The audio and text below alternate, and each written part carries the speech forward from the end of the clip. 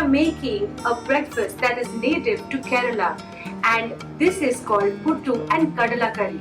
Puttu is nothing but steam cylinders of rice flour layered with freshly grated coconut, and it is often paired with kadala curry, which is nothing but black chickpeas, and it's a curry based with coconut, onions, pepper and a lot of goodness.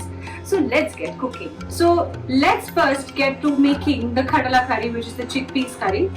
I'm going to roast a masala for that, which is the masala paste, and I'm going to first roast my roasting ingredients, which is the coconut. I'm going to put about 4 to 5 small onions, and I'm going to put the peppercorns, and I'm going to put a few of the curry leaves. So first let's get to roasting this well until the coconut turns brown.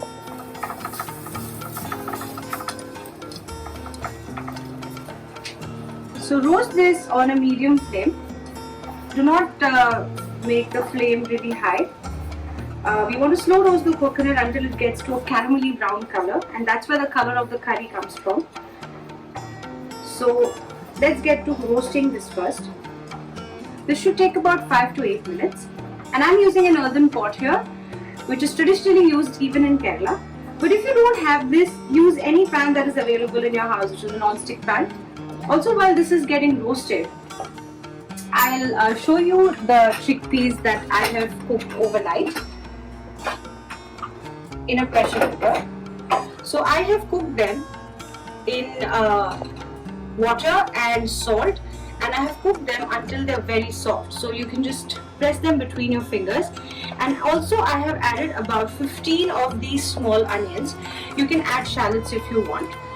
You can add about 2 to 3 medium-sized shallots to this and cook it for about 15 to 20 minutes in a pressure cooker until it's soft and it's cooked well. And I'm going to use up a little bit of that water as well. So this is getting roasted, and I'll see you after 5 minutes. So now, as you can see, this has become nice and brown. So now I'm just going to push this to one corner. I have reduced my flame, and do not worry about the smoke that I'm getting here, because the earthenware tends to give out a smoke. So now I'm going to add the chili powder and the coriander powder to the same pan, and I'm going to saute this exactly for a minute till I roast the spices. Just be very careful you don't burn them. So I'm going to switch off the heat now.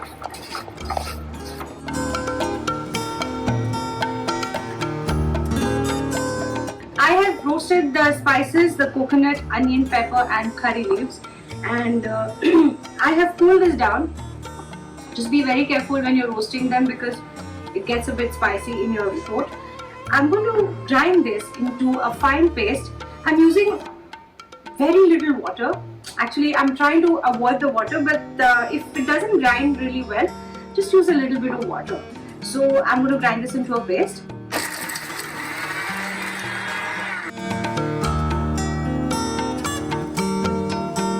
So I have ground this paste finely, and you can see the color of this paste because we've roasted this really patiently.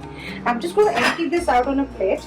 So I have cooked the chickpeas as I told you. I'm just going to take out a big spoon, and I'm just going to just add it to the mixie, and I'm just going to grind this into a thick paste.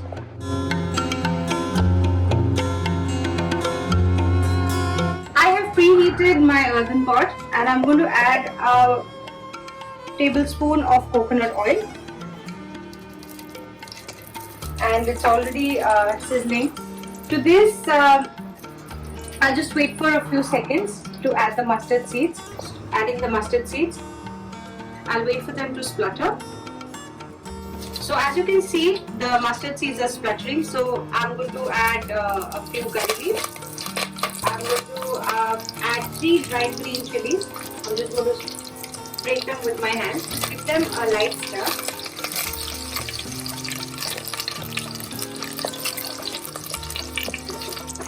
To this, I'm going to add the cooked chickpeas and the onion and the water along with it.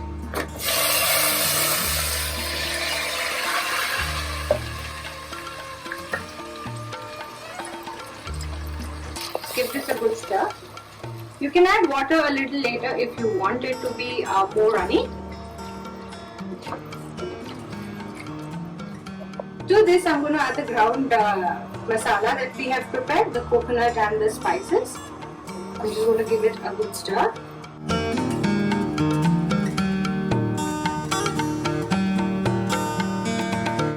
Check your seasoning as well. I had added salt while I cooked the chickpeas, so I'm just going to add a little more salt.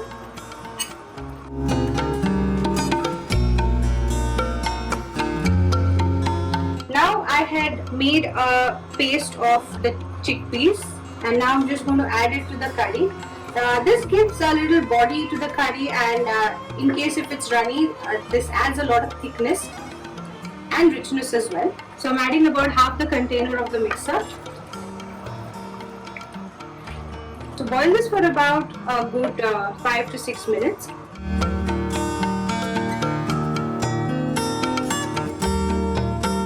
So I have boiled this for about 5 minutes, and this looks ready to me.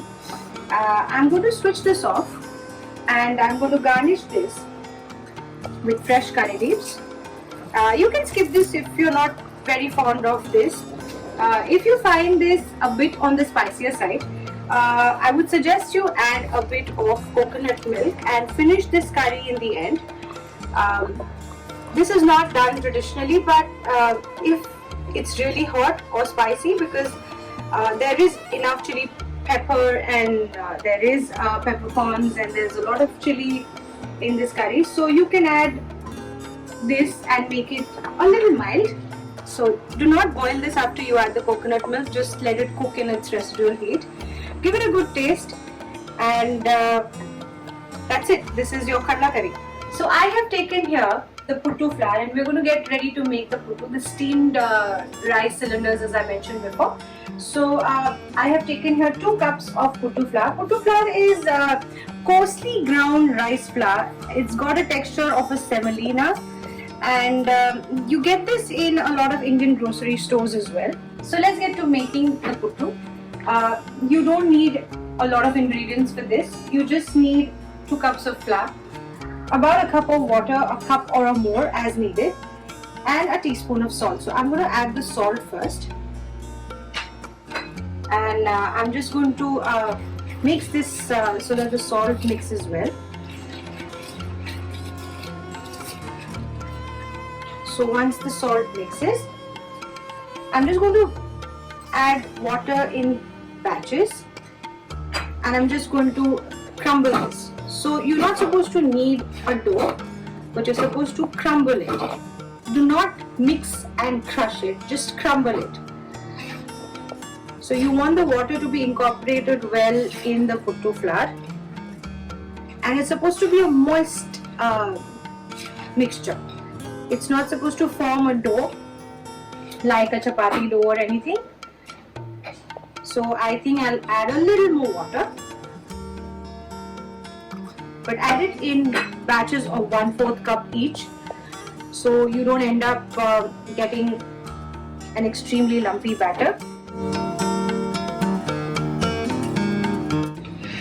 So as you can see, there are no lumps. It's crumbled really well.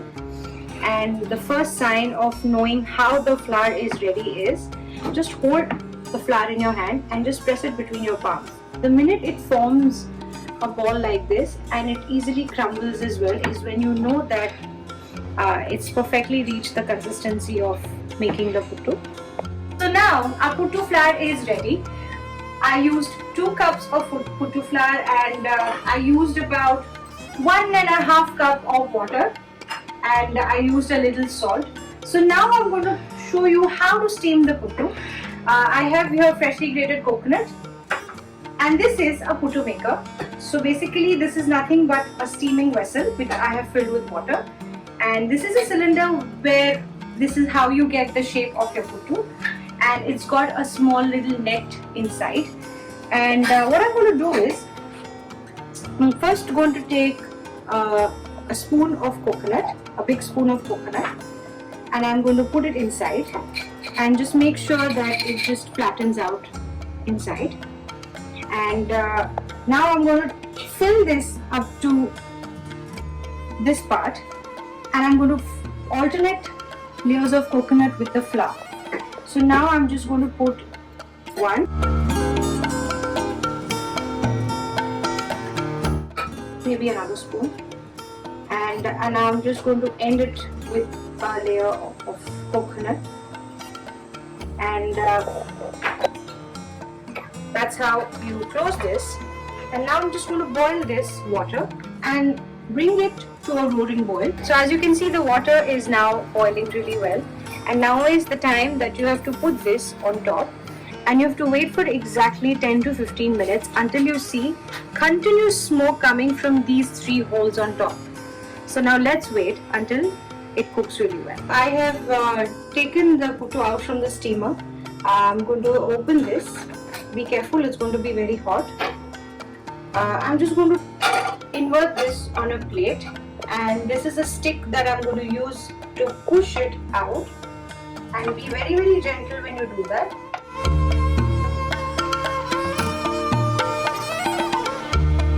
And you can see the fluffy and the soft puttu. So now I'm going to plate this and see you on the other side. And our puttu kadla curry is finally ready to eat. I want to show you how amazing the puttu is looking. It's steamed and it's hot and it's steaming and it's soft. Make this, enjoy this. Let me know if you like it. Keep watching my recipes. Thanks for watching.